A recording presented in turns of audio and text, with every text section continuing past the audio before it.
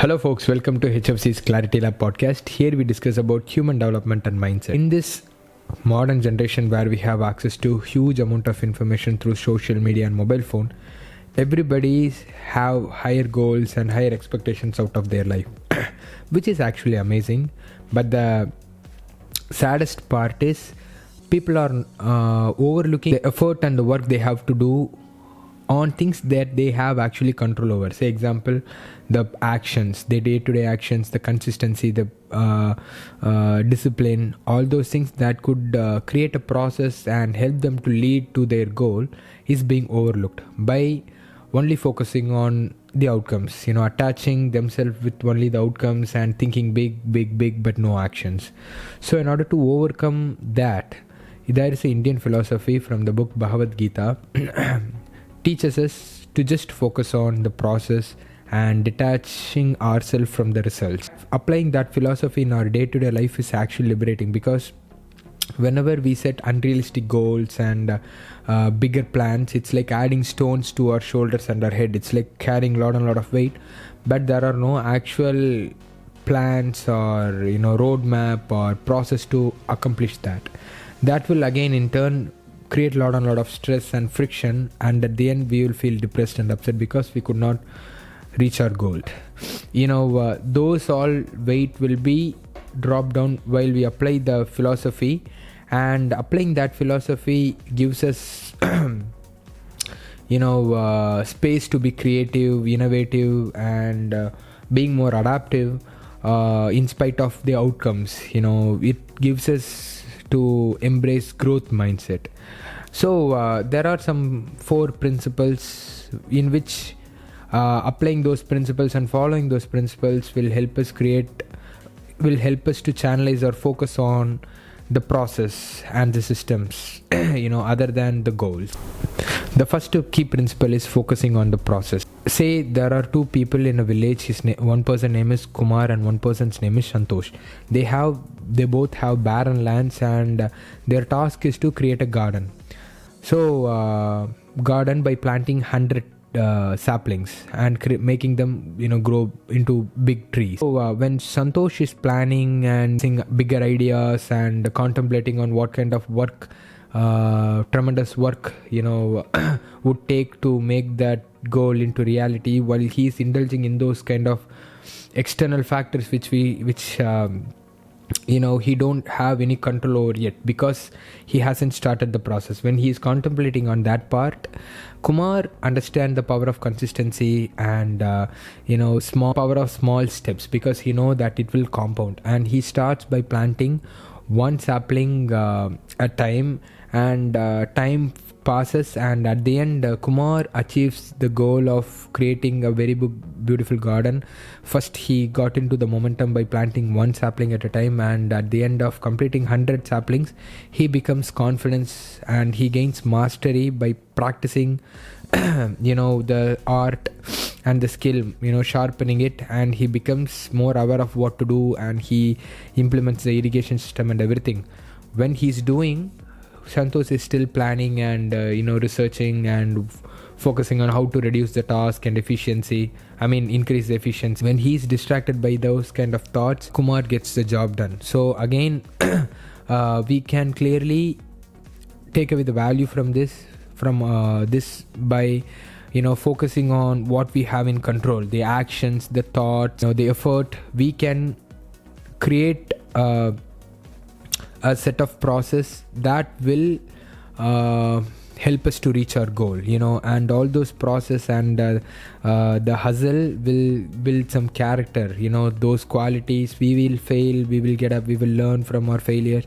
Those character development will help us to lead, guide us through the hard times and help us to reach our goal. The second key principle is understanding impermanence. Nothing, we should understand one small concept of every day won't be the same. There will be days where we feel like we can do anything. There will be days where we feel like we don't even have energy to get out of the bed. So say there is a person who wants to get fit. The person has to have a core understanding that his actions matters, no matter what kind of program he signs up to, no matter who he is associated with, and all those things may contribute some value on his journey. He has to understand that his actions, his thoughts, his consistency, his discipline is going to take him longer go. So someday he feel like he can do everything and he does his workout amazingly, and some other days he feel like the day is not good, the day is dull, and there is no hope to do anything. He feels like he have no strength. But during those hard times, getting himself up, even though when there is nobody to motivate him, he understands he should have the understanding of consistency, power of habits, and by getting himself up and doing the thing what's needed to be done, performing his duties, in spite of focusing on the outcome, he puts in the effort, and all those efforts and actions will compound, and at the end, before he realizes, he will be reaching his goal. Instead of thinking about that, wondering and doing all those superficial things, putting in the actions and consistency will actually have a very big impact on helping us to reach our goal. The third key principle is releasing control. Sometimes we think like a plus b is equal to c square. Oh, this is how this should have gone, but it didn't go like this. We have to understand that things will work well in papers and in plans, but in reality, life is uncertain, life is chaotic, life is random. There are many external factors that may, influence your plan and, screw it up. Or it may also act as a catalyst to help you to get closer to goals. So anything can happen. The key goal is to let go of all the control you think that you have over your life. We think that we have control over our life, and adopting our mindset to do what the best we can do at the moment. Okay, I plan to do this and this, and this is how it went, this is going down. Now what can I do? Instead of crying and become sad of the decline, I can focus my channelize my energy to focus on how to improvise that, what are the things that could help me to set the course up. This is the thing that we have control over. So by understanding that we don't have control over anything but nothing but then our actions, and having adaptable mindset, we have a fighting chance of reaching our goals. Fourth principle is building resilience. Sometimes when we take some actions, we think that okay, within the fifth attempt or sixth attempt I should reach the goal. I didn't reach the goal, I think something is wrong with me. Buddy, I'll tell you one thing, we should never jump into that conclusion, because again I'm telling you, outcome is not in our control. Detachment from outcomes, but focusing on ourselves. We should adopt a mindset of, I found one more method that won't work, let us try one more method, let me try something new.